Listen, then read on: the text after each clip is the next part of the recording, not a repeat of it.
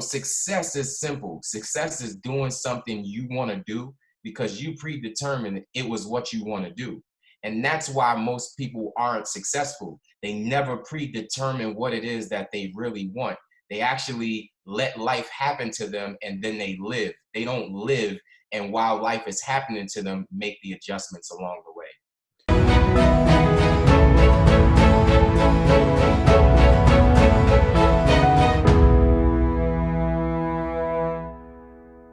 What's up, everybody, and welcome back to another episode.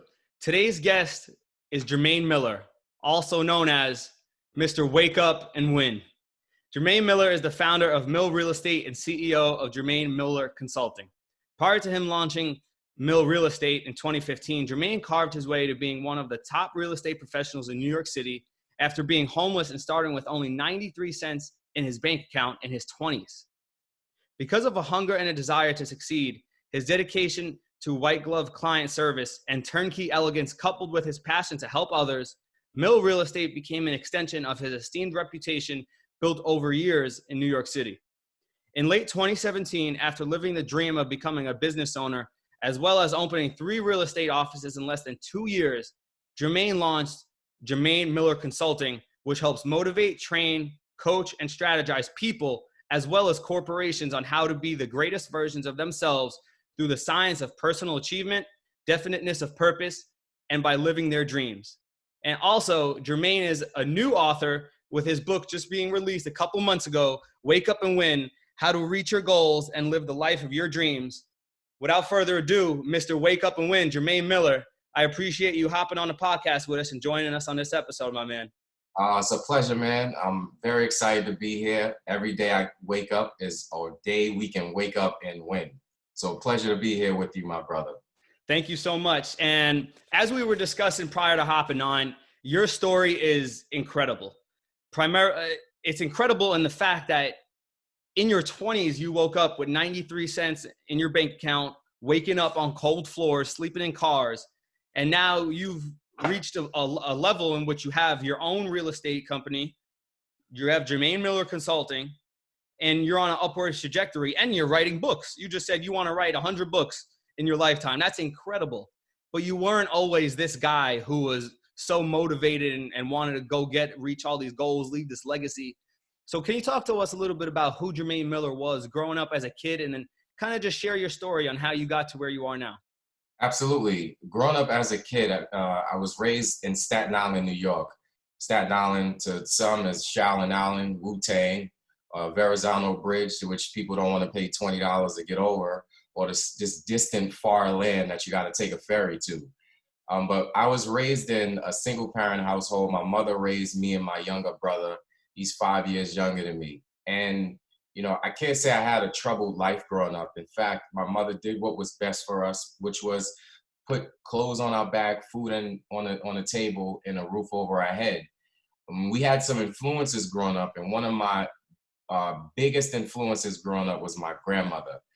She was somebody I just wanted to do something special for. She was a very passionate woman, very dedicated, very focused. But the thing with her was she lived in Harlem in the 80s. I was growing up in the 80s, and Harlem in the 80s was like between the Bronx and Harlem were like the 2 worst places to live in the country. It was just drugs, violence, but the evolution of hip hop came out of those areas too as well. And all I saw from my grandmother was I just wanted to get her out of this place and buy her a home. And I remember having these conversations with her often. And she worked for a Baptist church right around the corner from where she lived. And she made $200 a week. And so we had a trade-off growing up. And that trade-off was I would build a life that she saw me living. I mean, it was incredible. She saw all this stuff. And so I went to college. I was the first person in my family to go away to college. But something strange happened my second year in college. And that was we discovered she had lung cancer. And cancer in 7 different languages is the most feared word. So I was afraid. I didn't know what to do. And one of my early mistakes, which I contribute to my downward spiral, is I dropped out of college. I thought I was smart enough my second year in college. I figured I could get a job that would be easy. And I came back to New York to spend some time with my grandmother. But unfortunately, a few weeks later, she passed away. And the interesting thing was, we had a big family. My family just kind of was like, well, let's just put her in hospice. I'm like, I don't want to put her in hospice. You know, we have a family, but my family's huge and nobody has any money. So that was frustrating to me. And I remember the day that we buried her. I was 19 years old, but the day we buried her, I didn't realize that I was burying my dreams and I was burying my goals. See, sometimes in life, we attach our dream and our goal to something that's called purpose. And my dream and goal was attached to my grandmother. I wanted to see her happy. I wanted to buy her a home. And after she passed away, I lost my will to live. And I didn't realize that. So for 5 years of my life, I basically sat on the sidelines and I parked. And a lot of people saw me park and people tried to help me. But I'm just like, no, I'm fine. I'm just going to make it through. And 6 years of my life, I woke up one morning, I'm 25 years old, every reason to do well, but I was failing. At least I was failing with what my goals and dreams were. And this one morning, I woke up on the floor. I have 93 cents in my bank account. I got pennies in my pocket. I'm an African-American male, every reason to do well. But here I am sleeping on the floor, 93 cents in my account, no job, children by different women. I had gotten married. I'm going through a divorce. I spent some time in prison, you name it, everything that could possibly go wrong, as Murphy's Law says, it went wrong. And here's what I didn't know. In fact, one of my favorite quotes by George Bernard Shaw said, people are always blaming their circumstances for what they are. He said, I don't believe in circumstances. The people that get on in this world are the people who get up, look for the circumstances they want, and if they can't find them, they make them. And unfortunately, I was making circumstances, but I was just making circumstances that I did not want. Right. So then, Jermain, what was the turning point, and then how did you create those circumstances from that point on? Because your book is largely a lot of it talks about the law of attraction, but in applicable ways that people could put it into their life. Because as we were talking earlier, it kind of seems like a mystical thing, the law of attraction, but your book breaks it down into stories that people can easily understand what it is and how to apply it. So how did you use the law of attraction to start turning your life around? And I don't think, and correct me if I'm wrong, but when you first started off turning your life around, did you know what the law of attraction really was? Or did you kind of learn about it through the process of your evolution? That's an interesting question. I'm glad you asked that question. Most people don't really know what the law of attraction is, but they do things and they're in the principles of what I guess the results will actually be. So if I do something, it's like knowing how to use electricity, right? I know that if I plug up iron, it'll heat up, I can iron my clothes. That's using electricity in a positive way. If I stick my finger in a socket or jump on the third rail in the train tracks, I'm gonna, get shocked. I could potentially die. That's using the electricity in the wrong way. That's basically what the law of attraction is. It's using the principles or using the law in the right way and you'll attract this, or in the wrong way and you'll attract that. So a lot of people are actually using the law of attraction every day, but what they're attracting to themselves are all the things that they don't want, because they don't realize that what their thoughts are what actually are bringing things into their life. So it works like this. A thought becomes a thing, but there's a process to that. So it's like, I think a thought, that thought gets emotionalized. So whatever it is that I'm thinking about, I start to emotionalize with that thought, and then it becomes a feeling. So when it becomes a feeling, I'll either take an action or I won't take an action. If I take an action, I'll get the result. If I don't take an action, I'll get the result. And that's how thoughts become things. People say, well, I was thinking about that and it materialized. You want to know why it materialized? Because I'm thinking about it, I start feeling it, I start taking action, it starts to materialize. So if you want to start to attract things, if you're at any point in your life, it doesn't matter if you're winning, you feel like you're losing, you're stuck, you're on the sidelines, whatever it is, the first thing you want to do is you got to decide emphatically, this is what I want. Most people don't get what they want out of life because they never decide what it is that they do want. They decide what they do want after they've already attracted what they don't want. So now I got an uphill climb because now I'm surrounded by all of the things that I really don't want. And I'm spending all my time trying to get away from all of the things that I don't want. I'm attracting more of that instead of focusing on the stuff that I do want. So let's talk about how I made my way out of this. First things first, I asked the most dominating question you want to ask yourself. If I continue doing what I'm doing now, where will I be 5 years from now? It's a very impactful question. Many of us try to escape those questions or escape the things that we really have to face deep down inside. It's like going through this pandemic. A lot of people start to realize, hey, wait a minute. Now I'm alone in my thoughts. And I can't be motivated by external this, or I can't be motivated by security that.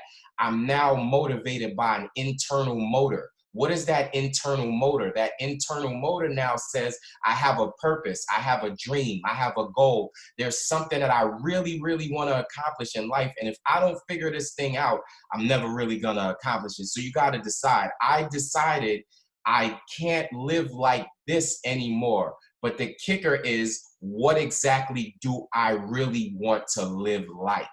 See, if you don't decide or define what it is that you really want for your life, it doesn't matter how much you keep saying it. It's not clearly defined. You don't have a target. Most people fail in life not because they aim too high and miss. Most people fail in life because they aim too low, and that's what they're hitting. We're hitting all these low targets. I just want to get by.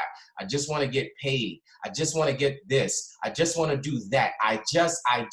Nobody's saying this is what I really want my life to look like. You got to be like an architect. An architect says, this is exactly what I want to build. The bathroom goes here. The backyard is here. The kitchen is here. The stairs is here. This is here, the master suite is here, and then he brings it to the builder builds the building. But if you're not architecting your life, you can't build nothing.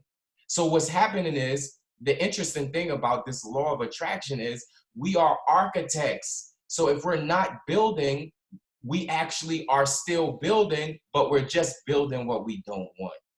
So when I ask myself that question, 25 years old, every reason to do well and I'm failing, I asked myself in 5 years, Jermain, if you keep living like this, if your mindset stays the same, if you keep thinking like this, you're going to be in the same place 5 years from now. And sometimes you have to get to a place where you're simply disgusted in what you're going through, to a point where you don't want to be there anymore. And a lot of us aren't disgusted. A lot of us aren't angry. A lot of us are comfortable being uncomfortable where we are today. So, Jermain, I think a good example of what you were saying, I don't know if you've heard of John Assaraf, but there's a story. He's a really big performance coach and stuff along that line. But one story that he tells is that when he was younger, he drew a picture of the house that he envisioned himself living in when he finally had the money that, could afford something like that. And then years later, he bought these identical house to what he drew. And I think that is so amazing. But on the topic of purpose, I think that this is such an important topic, but throughout the school system and common culture and society, it's often told that you don't really have to focus on that because you have all of these things that you need to accumulate that are tangible, such as, money, cars, et cetera, things that are like sexy in our society, but things such as purpose. I mean, I've never had a class in college on how to find your purpose. I've always had a class on college on how to become a accounting student or this or that. I feel like such a big thing that's missing is, how do I discover who I am? And how do I discover my purpose in the first place? And maybe you could touch on that a little bit for us. Yeah, well, I mean, it's interesting that you bring up school, because school is a curriculum. School is overloading us with unnecessary information. It doesn't really teach us how to think. It teaches us what to think. And that's what media is. That's what social media is. We're just in an information world that just dumps stuff on you. And most of us can't even filter that stuff to actually really decide what our purpose is. So you got people like, I remember doing a training for a real estate company, and most of the people there were in their 50s, 60s, some people in their 70s, and we did a goal setting workshop. And one of the things that I do in those goal setting workshops is ask them where they see themselves and what they see themselves doing. And so there was one older lady in the class, and she did not seem to want to write anything down on a paper. So I went around her a couple of times. And then finally, when I started asking people where do they see themselves in 5 years from now, or what do they want their life to look like, the lady started breaking down and crying. And I'm saying to myself, I've been through a lot of classes before, but why are you crying? And so I said, if you don't mind me asking, how old are you? And she said, I'm 68 years old. But I never actually decided what I want my life to look like. Abraham Maslow once said, most people tiptoe through life hoping to arrive at death safely. They play it safe. It's like when I was in elementary school, junior high school, the girls used to play double dutch. The game with the ropes that two people on the side, and then the other person would kind of like act like they're gonna jump in the rope, and then they go jumping rope, and then they having all this great fun. I would be the person on the side acting like I want to jump in the rope. Years later, I've never jumped in a double dutch rope in my entire life. Years later, I'm thinking about why I never actually jumped in the rope. I never jumped in the rope, not because I didn't want the happiness. I didn't jump in the rope because I feared that the rope would hurt me, even though the rope never hurt. And that's exactly what happens to most of us in life. We'll play it safe all the way to death. People say, if I could just die a peaceful death. And we never jump in on our dreams. We never jump in on our goals. We never go deep down and discover what our purpose is. Each and every one of us are born with a unique purpose. No one here has the same DNA. No one has the same brain structure. No one has the same thought process. That's the unique thing about a human being. Rollo May, in his great book, A Man's Search for Himself, he said the opposite of courage in our society is not cowardice, it's conformity. So even though we're all unique and we're all individuals, most of us don't achieve our purpose or don't achieve our dreams because we're conforming to what everybody else is thinking or what everybody else is doing. And we're not taking the courage, or we're not digging deep down inside to say, you know what, this is what I really want to do. Not what my mother wants me to do, not what my father wants me to do, not what society says I gotta do, or who I gotta be, or what I gotta have, but what is it that I really want? Success is simple. Success is doing something you want to do because you predetermined it was what you want to do. And that's why most people aren't successful. They never predetermine what it is that they really want. They actually let life happen to them, and then they live. They don't live, and while life is happening to them, make the adjustments along the way. Right. So it's the delineation between being proactive and reactive. Either you're going to make it happen for your life, or your life is going to just come to you, and then you don't really have control over what comes to you. Like you were saying, the law of attraction. I think that is such a great point, that it works in both the positive and the negative. And if you don't practice the positive, then you're only going to attract the negative habits that you're thinking, your negative thoughts. Nothing good is ever going to happen because that's what you're thinking. So then, Jermain, going along the lines of goal setting. So can you share a little bit with us? Because I think that it is so important. Everyone has goals, but people get lost in the process of achieving those goals. I was talking to someone the other day, Jermain, and he's a three-time world record holder, like ultra endurance athlete.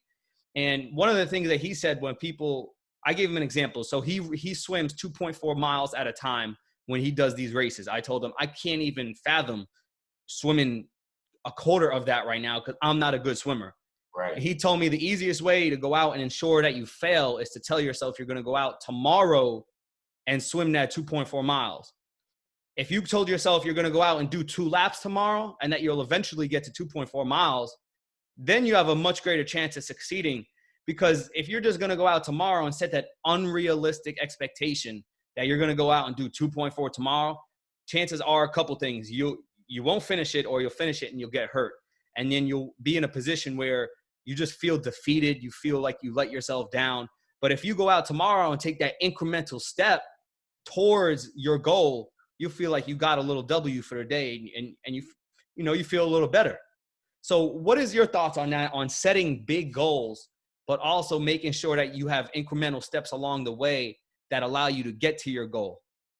That's a twofold response. The first is we have to define what our actual goal is and what we're working toward. The second thing is knowing what success is. A success is a few simple disciplines practiced every single day. So when you're trying to achieve something great or something big or something large, like 2.8 miles or whatever the case may be, knowing what you know right now, I'm not going to be able to accomplish that. I've never done it before. And that's where we set ourselves up for failure.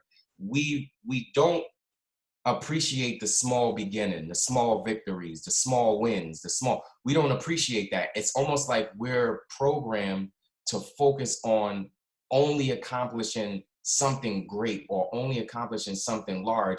And so all the small victories in between that, we don't value that.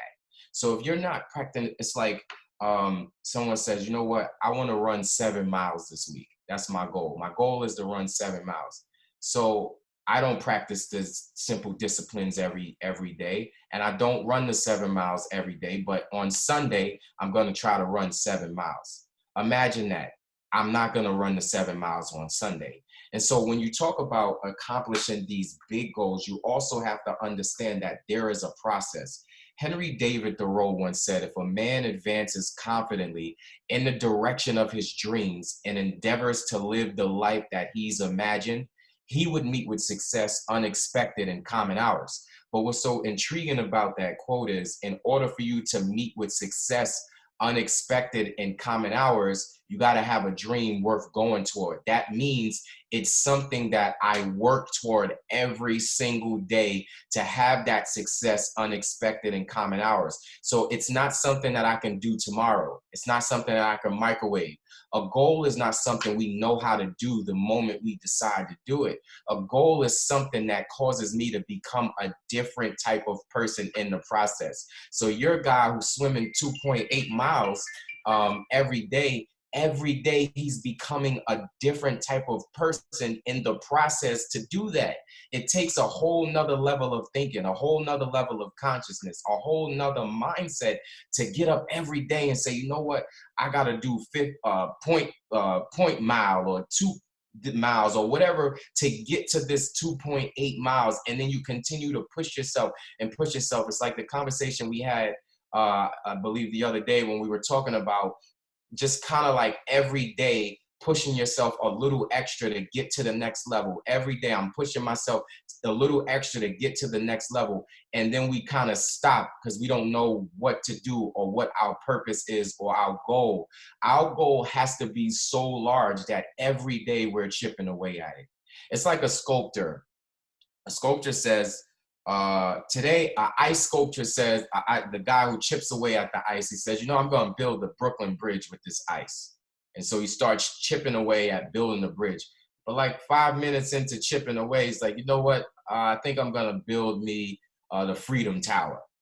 And then 5 minutes into chipping away at the Freedom Tower, he's like, I'm going to build a man on a horse. And a few minutes after he's building a man on a horse, he goes, I'm going to try for the Statue of Liberty. Now, can you imagine what that ice sculpture is going to look like by the time he's done?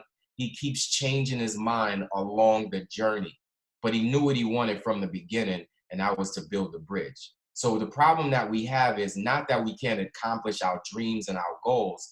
It is when we can't see the results fast enough because we're not disciplined to do the thing every single day that's small, we continue to change the goal.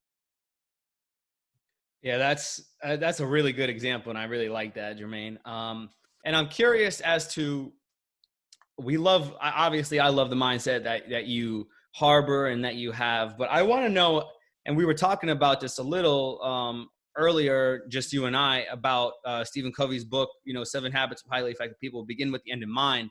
And a practice that I have personally is, and this actually comes from a movie. I don't know if you've ever seen it. It's called Tuesdays with Morrie. Have you ever seen that one? No, I haven't. Highly recommend it. But it's really a story about a college student who went through college. He had this one professor who he was pretty close with, but once college ended, he didn't have this relationship with the professor anymore. There then came a point in which he was I think he was on Wall Street or banking, something along the lines of that.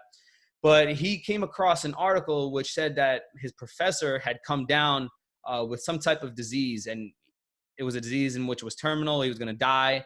So he decided that every Tuesday he was going to go by his professor's house, who was now an old guy, and have like an interview with him and to talk to him. And one of the things that the professor said that he wanted was that he wanted to be able to attend his own funeral. So what they did was they had a mock funeral for him, but he was there to witness the funeral. So what that really made me reflect on was that the professor simply wanted to see what the people were saying about his values, his principles, what kind of person he was, how much he loved. And for me, I've initiated the practice in my own life of, kind of doing the same thing, but in my brain. What are the principles, values, and morals that I want to exhibit now, so that when I do eventually get to that point, this is the legacy that I'm leaving behind. So for you personally, what are some of the values and principles that you've instilled in your life that are part of your identity, that are integral to the person that Jermain Miller, or Mr. Wake Up and Win, is? Well, I was listening to something about Bill Gates recently. Bill Gates has 100-year goal plan. And when we talk about goals and dreams, most of us have a week goal plan, a month goal plan, a year goal plan. We talk about 3 years, 5 years, 10 years. And I'm asking myself this question. This man has a 100-year goal plan. Clearly, he's in his 60s. He's not going to be here in 100 years. So why is this powerful? He realizes that every day he's up, he's not doing this for himself. He's doing this for a legacy. He's doing this for the organizations he's created. He's doing this for the charities. He's doing this for his children's children's children. When you're living a purpose, it's much larger than you. This is not a selfish thing that you're doing. We talked about me wanting to write 100 books. That has nothing to do with me. It has everything to do with the lives that I will affect and change when I'm not even here. So when you're looking at what's larger than you, or when you're looking at a legacy, or when you're looking at what you can leave behind, I want to be so impactful for the generations that are behind me, that they're impactful enough for my children's children. And when you start thinking about that, you're saying to yourself, wow, if I can help this person become better, if I can help an 18-year-old change his mindset, if I can help a 10-year-old change and develop his philosophies at 10, how impactful are they going to be when I'm not here? Or it's just, I met Jermain Miller when he was, 40 years old. He's now 80. He changed my whole dynamics and outlook on his life. He doesn't move around like he used to, but he was phenomenal in his 50s. He was phenomenal in his 40s and his 60s. And that's the kind of impact you want to have when it comes down to your purpose and your legacy. Hey, Jermain, so to kind of go along the lines of that, obviously life is a venture in which we don't know when it will end. And I think that's kind of the beauty behind it in a way, or it could be someone's downfall because we don't act with a sense of urgency. And that's when I found myself in that when I was about 17 or 18, but then losing my grandmother suddenly, very close. I lived with her. She really raised me for a large number of my early years. And then she was stripped away from me in a second because she had just had a massive heart attack. And then everything just spiraled down from there. But one thing that it taught me, and I always say that it was so sad that she died, and I really wish she was still here, but it was honestly one of the greatest blessings that I ever received, because now she lives through me. Right. And she's enabled me to see that life is such an uncertain venture as far as time is concerned, so that she lives through me by, like you're saying, enabling me to realize that I don't have time to wait on my dreams. So I don't know if this is a question or more of a conversation or what it is, but what is your relationship with time? Going through what you've gone through with the loss of your grandmother and, 40 years of life experience. What is the relationship with time? Because for me, it's almost everything. Right. It is everything. It's interesting that you asked that. There's a book, a very rare book. I'm a book collector, so I'm always looking at very rare hardback books. But this one particular book is called Rhythms of Life by William E. Bailey. I think it was only like 3,000 of them in print. And so in this book, it's a book of poems, a book of stories. One guy asked the universe for more time. He said, "Universe, I need more time. Give me more time." The universe responded, "I can't give you more time. Give me more of you in the time." And so what's so powerful about that is everybody wants 25 hours in a day, 8 days a week. If you give me more time, I'll be more productive. I just got so many things going on. Let me focus on that. Then I'll get to my dream. Let me focus on clearing the runway, and then I'll get to my purpose. And what's starting to happen is every second that goes by, every minute that goes by, every hour that goes by that you're not going after your dream and your purpose is an hour, second, minute on a back end of things that you're actually losing. And we don't really realize that. We just kind of get up every morning in neutral. If today is good, I'm happy. If today is bad, I'm unhappy. I'm not really going after my life. I hate life. Life sucks. This is the way it is. And all these kind of erroneous philosophies. And what we're not realizing is that we all have an expiration date. There's an expiration date for all of us, whether it's a freak accident, whatever the case may be. This is how it was designed for us to be. And so if you're not filling up that space and time with being productive and doing the thing that you're called here to do, all of this time while you're on earth is a waste. If you look at the graveyards in the world, those are the most richest places in the country, in the world. Why? Because in the graveyard is a bunch of buried dreams and buried goals. You got authors in there that never wrote books. You got musicians in there that never wrote a song. You got business people in there that never started a business. And they all went to the grave with the dreams, the businesses, the goals still in them. George Bernard Shaw, which is a playwright, he was a playwright. I love him to death. I love his material. They asked him when he was on his deathbed, if he could live his life over again, what would he do? And he said, "I'd be the person I could have been, but never was." And it's unfortunate that we have to wait until we're at that particular point in our life to start looking at the beauty of life, the joys of life. If I had 20 more minutes, I'd do this. If I had one more hour, I wouldn't have watched Netflix. I'd be going after my dream, going after my goal. And because we're not taught that, we wait and we go to the grave with all of our dreams and goals inside of us.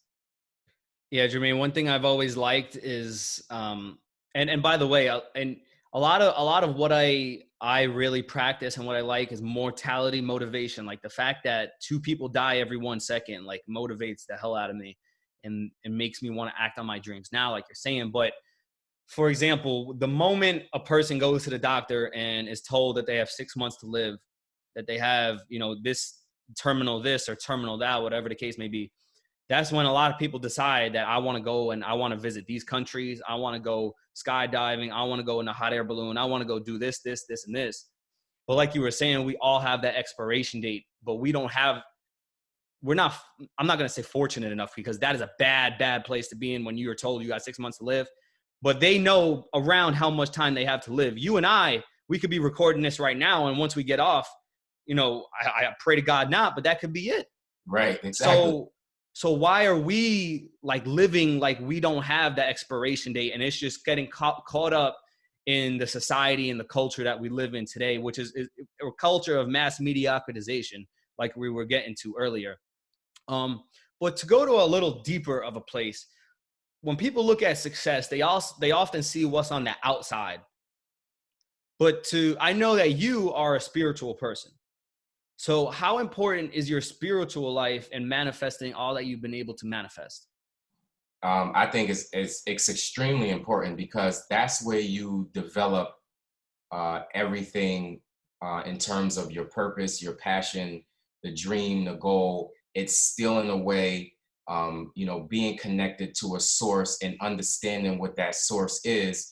And I think that that's extremely important in the things that we're alluding to in today's environment. We're going after the stuff. We're going after the external things. And we're not realizing that in order for you to have the external things, you have to become that person internally. So when you start connecting dreams and goals to, $25 million homes in California and Ferraris and, all this money in the bank account, while some people may look at it as good or some people may look at it as bad, you still have to become this type of person that attracts that type of life to you. So if you're not doing that by what you're putting in your mind, what you're feeding yourself, how you're getting up, how you're waking up every day looking to win, you're never going to be able to attract that. It's just always going to be wishful thinking to you.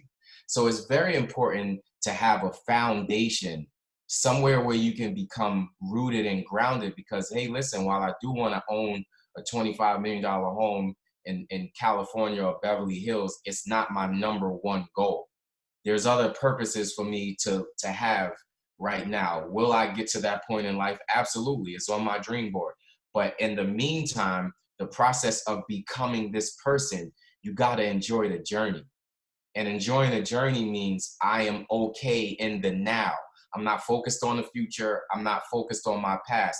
I'm focused on my now because whatever I can do in my now will determine my future. It's not going to determine my past because I'm here where I'm at now because of my past, but it will determine my future. So if I focus on where I'm at in prayer, meditation, my spirituality, who I am as an individual, of course, my future will be determined by everything I do now.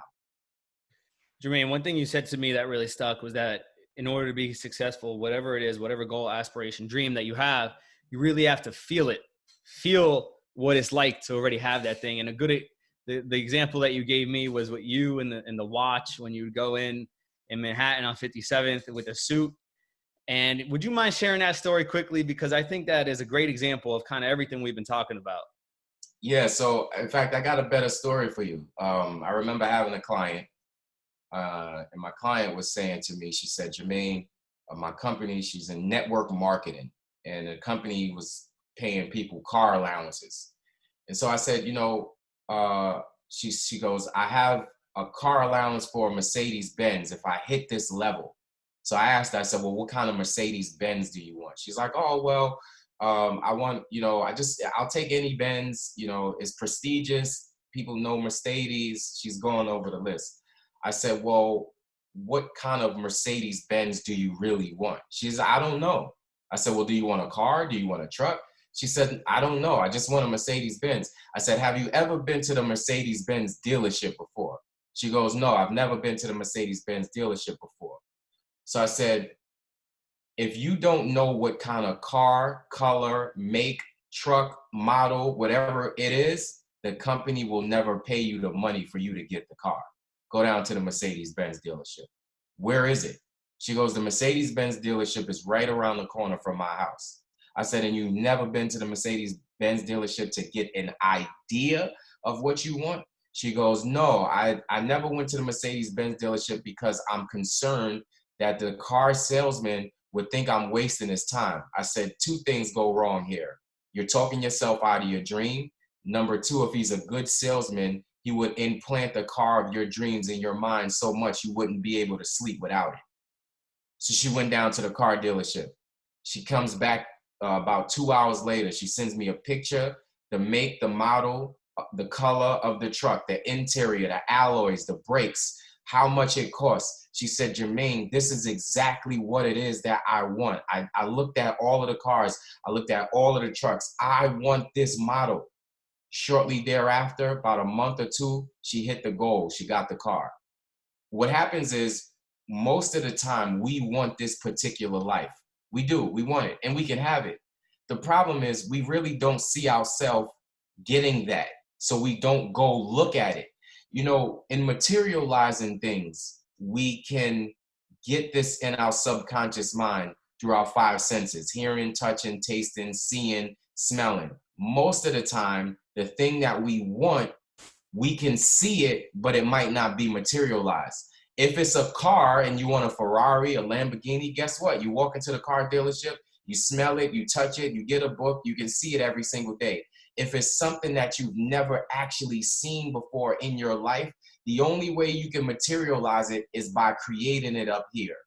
And so most of the times we actually talk ourselves out of the life that we want to live because we're too afraid to actually go somewhere and touch it, taste it, smell it, see it, hold it, feel it, get the feeling of it. So when I went to the watch store, the Audemars store, and I saw all the watches, the rose golds, the stainless steel, and I would walk in there with my suit on, and you know, just so that I felt like I could get some respect by having a suit on. And the lady goes, "Jermain, do you want to feel the watch?" And I start thinking about it, and I'm like, "Yeah, I need to feel the watch. Can you put it on my arm?" That's what they're paid to do anyway, right? So she puts the watch on my arm, and now I feel this watch on my arm. Every single day I start rubbing my arm. I'm feeling this watch on my arm. I got a picture of it on my phone. I got a picture of it in my mind. I see this watch every single day. I start feeling myself in possession of it. And by this incredible way the universe works, the watch appears on my arm. But you can't get the thing and start feeling it. You got to feel the thing and then it materializes. Well, that's really powerful. And the fact that you were able to influence somebody else to experience that is just so impactful too.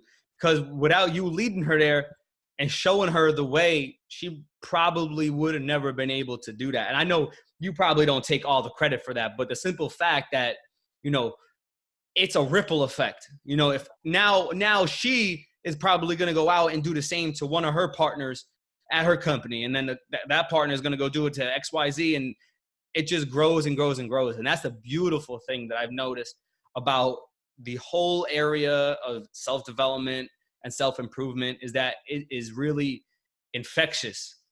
Yes. I think it was David Meltzer. I don't know if you know who he is. David. Yep. David Meltzer. He was just on the show the other day, and I don't want to quote him incorrectly, but I think that he said that happiness is the greatest disease that there is, because it is just so infectious. And once I got it, man, now I want to show it to other people. And what if the world had that mindset that instead of, it's kind of the opposite. I feel like negative mindsets, negative situations are permeated through culture and society much more frequently than these kind of conversations that we're having. So I feel, especially starting from, like you were saying, imagine you started with somebody that was 10 years old. By the time they're 20 years old, their mindset has already developed to another level above their peers, quite honestly, because at that point, people are worried about going out to college and going hanging out with friends, partying, et cetera, et cetera. But what I found is that if you have the ability to learn, it's funny, Jermain, how my journey really started, really listening to one of your mentors, Les Brown. When I was 15, 16, I would be listening to him and other guys, Eric Thomas, Tony Robbins, even like Gary Vee, for example. I was fascinated with him at a certain time, but people that were just filling my mind with positive brain capacity and information. And it really started to develop me. Like you were saying, I started wanting all of these things. And the more that I learned about it, it seemingly came to me like it was magic. I was like, holy moly. But at the same time, people were like, what are you doing listening to this? You know, you're so corny. You're not going out all the time. A lot of people don't understand you while you're going through the process. And I think that's a big point in which people give up because they would just want to be accepted into society. Where I'm going with all of this, Jermain, is a couple more questions that I have, but this one question is, how important is it to find people around you that are like-minded and share the same vision? I like that. That's an incredible question. Yep. Because we've always heard that you're the sum of the 5 people that you hang around. Absolutely. And as a young person, I found that is so important. So if you could just touch on that a little for us, I think that would be great. Of course. As far as the negative aspect of life, first of all, we have to know that positive and negative emotions can't occupy our mind at the same time. One or the other will dominate. And most of the time, based on the 70,000 thoughts that we have every single day, statistics shows 87% of those thoughts are negative. So by law or by nature, we're conditioned for the negative first. In fact, I'll give you an example. I owned a house in Pennsylvania, and it was a weekend house, summer house, whatever you want to call it. But I hadn't gone to the house for like 2 months. So the grass is all over the place, the trees are all over the place. And so I call a landscaper. I'm looking at my pavers on the ground, and I'm like, how is these plants coming from underneath the pavers? They actually look pretty, but I never went to these pavers to plant seeds, and they're strong. And my landscaper says, Jermain, those aren't seeds. I mean, those aren't plants. Those are weeds. And so I pull out my phone and I look up the word weeds. What I found out was astounding. Weeds have 3 reasons why they are here. One is you don't need a seed for them. That's number 1. You don't need a seed for weeds. I'm going to go somewhere with this. Number 2 is their only job is to take the nutrients out of the soil so the good crop won't grow. Number 3 is they grow in abundance. So you don't need a seed for them. Their job is to take the nutrients out of the soil so the good crops don't grow, and they grow in abundance. That's exactly what happens to our mind. Our mind can be likened to like our garden. If there's nothing there, we don't go there for a while. We don't visit it for a while. We don't plant the things that we really want in our garden, like our dreams, our purpose, our life. And we're actually in the garden. A gardener knows that weeds gonna continue taking the crops if I'm not in the field. And we don't realize that the weeds in our mind, like the negative thoughts about ourselves, we don't believe in ourselves. We don't believe what's possible for others is possible for us. We don't believe that we can win. We don't believe that we can accomplish. We don't believe that we can do. We're not in our mind as the gardener planting the seeds that we don't want. So we stay away from our minds for so long planting that we got a mind full of weeds. So in order for someone to come into your life, and you talk about this, or the motivation and why it's important to have the motivation. Zig Ziglar once said, we need motivation every day like we need a shower.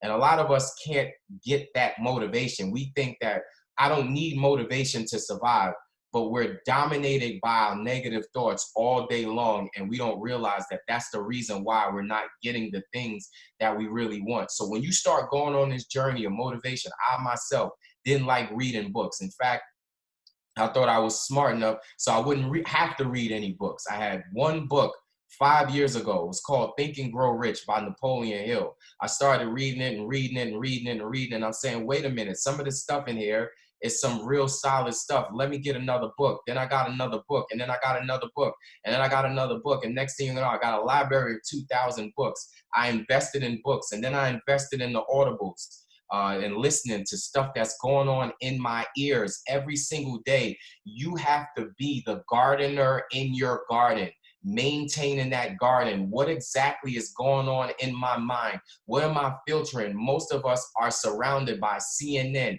constant negative news on a daily basis. We become human garbage cans, and we don't actually realize where we need to go to get the motivation to survive.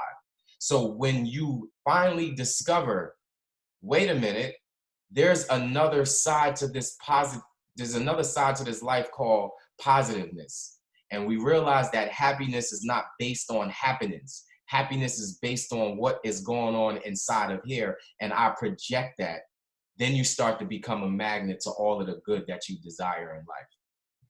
Yeah, I think that is awesome, Jermain. Specifically, the point that you were making about it, making it a point really of being conscious of your thoughts, because as we were saying, a lot of us live reactive in our thoughts and in what we do. And then the second to last question I have is, as a guy with 2,000 books in your library, you got to give us your top 3 books that you would give someone, excluding your own book, which we've already covered, that you would give to somebody as a gift, or somebody really looking to level up in their life or just achieve more? My top favorite book is Think and Grow Rich by Napoleon Hill. It's an incredible, he basically took all of the principles of the law of attraction and broke it down into a step-by-step process of what it looks like for real. One of the most powerful books. Now, it's not the easiest book to digest if you're not a reader. And the problem and the challenge in reading is most of us actually don't know how to read. So a lot of us will say, well, you know what? Successful people read 60 books a year. Well, they're successful because they read 60 books a year and do something with the information that they're retaining. They don't just get through the book, they're getting from the book. So Think and Grow Rich, I read that book probably about 50 times, but I've read the same thing over and over and over and over and over and over and over until I understood the dynamics of that book. The second favorite book on my list would have to be The 7-Day Mental Diet by Emmett Fox. The 7-Day Mental Diet is one of the most powerful books in fact, because he is talking about the mental diet, not the physical diet. The mental diet being how to stop the negative thoughts that's going on in our mind, and understanding that, yeah, we can run 40 miles, we can do marathons, we can do triathlons, we can do everything from a physical aspect, but in our mind, we can't keep negative things out of our mind. So he teaches us exactly how that we can get to our knees by negative thoughts, but still be okay physically. He teaches us how to break through with those negative ideas. It's one of the most powerful books you'll ever read. And my last book, if you're talking about 3, I could give you 30, but my last book is The Power of Awareness by Neville Goddard. The Power of Awareness, one of the most phenomenal books I've ever read in my life. It's a small book. It's so impactful, so powerful, and it's just really coming into the understanding of who you are as an individual, knowing that I am powerful, I am grateful, I am this, and I eventually become that, and how to associate who you are with your purpose. It's an incredible book. I know that I'm going out and getting a copy of not only your book, but let's see. I have one of those books, Think and Grow Rich. Would you believe I still haven't read that? Wow. I still haven't read that, but that is what I'm going to start reading today. The average millionaire has read Think and Grow Rich 11 times. Really? The average millionaire. We're not average, so we got to read it at least 22 times. At least 20. Then we're talking billions. Yeah. But yeah, I'm definitely going to go out and get those books. And anyone that's listening, I mean, as a book connoisseur that you are, we all have to definitely go out and get those books. Last question I have for you, Jermain. What is the impact that you hope that you are going to leave behind for generations to come? When you're no longer here, when you're, in heaven or wherever it is that you believe that you're going to go, and you're able to look down and say, I had this impact on earth. What would that be for you? I got to give you a story. I'm a storyteller. I was on a plane when we was able to fly. And I remember sitting by the window and we were coming around the tarmac on this plane. And this big, huge plane's coming around the tarmac, comes to an abrupt stop. And we're like looking, hoping everything is okay. Nobody's saying nothing. So the pilot gets on the loudspeaker. He goes, unfortunately, we can't move this plane because the runway is crowded. And I'm saying to myself, how? I'm looking out the side of the plane windows at the front, and I don't see nothing, but I'm looking out the side, so I can't see. So as I'm sitting there, one of my mentors always share with me, he said, Jermain, if you're going to be a good storyteller, find all of the stories throughout your daily life events. I was like, wow, it's a powerful, powerful way to look at things. So I'm looking on a plane and I'm noticing that this person is probably traveling to a vacation. This person going somewhere on business. This person may be starting a new business. This person's starting a new life. This person's going away to college. All these people have destinations that they're going to in life, right? So the pilot gets back on the loudspeaker. He goes, we can't move this plane until a family of ducks clears the runway. Let me tie this all together. We're on this big plane. People got a place to go. They got destinations to get to. But we can't get this object off the ground because of these small ducks that are crossing the runway. Why is this so impactful? In order for this plane to get off the runway, these small, tiny ducks, and when you kind of associate that with your life and your purpose, you have a purpose to fulfill on this earth. And until you get to that destination, until you get to that dream, until you get to that goal, you'll never impact and empower other people to live their dreams and their goals. So as long as we stay grounded on this runway, letting the small negative things, just as small as those little tiny ducks that holds us hostage on the runway, we'll never get to the destination where we can impact and empower people to live their dreams and our goals. So to answer your question, I want to get to the destination of where I gotta go so I can impact and empower people to live their dreams and their goals. It's very simple. It's what Les Brown told me. He said, Jermain, you have an audience. The people who will listen to me may not listen to you, or the people who listen to you may not listen to me, but you have an audience. So you got to go out there and speak. And the people who need to hear your voice will hear your voice and they'll follow you. You can't look to the left. You can't look to the right. You got to look to where you're going. And if you're looking to where you're going, you will always impact and empower those people based upon what you're doing and why you're here. So I hope that answered your question. Yeah, it absolutely did. And that is great. And let me tell you, Jermain, from the experiences of not only talking to you, but also following you on social media. Jermain, by the way, where can people find you on social media if they want to? Social media, I have Instagram, Jermain Miller, just nice and easy, nothing crazy. That's JermainMiller. In fact, all of my social media handles are the same: LinkedIn, Twitter, Instagram, Facebook. But we also have a Facebook motivation page, which is Jermain Miller Consulting. Cool. Okay. Yeah. I just wanted people to go there because, as I was telling you yesterday when we were having a discussion, I've been following you for years, and I can say that you are one of the best speakers and storytellers that I've come across, and I've come across quite a lot. Like I said, I've been on this journey for like 5-6 years listening to people, and you, my friend, are phenomenal. I appreciate you, man. That means a lot. Yeah, and I just want to really say thank you and really show as much gratitude to you as I can, because this conversation was unique because I love how you tie in all of the stories and then bring it all around to answer the question. And I think that makes it so entertaining and so worthwhile. So thank you so much for being here, Jermain. And once again, Jermain, when did the book come out? We released Wake Up and Win in November of last year. So it's fresh, man. Not even 7-8 months old. 8 months. And Wake Up and Live, which is the sequel to Wake Up and Win.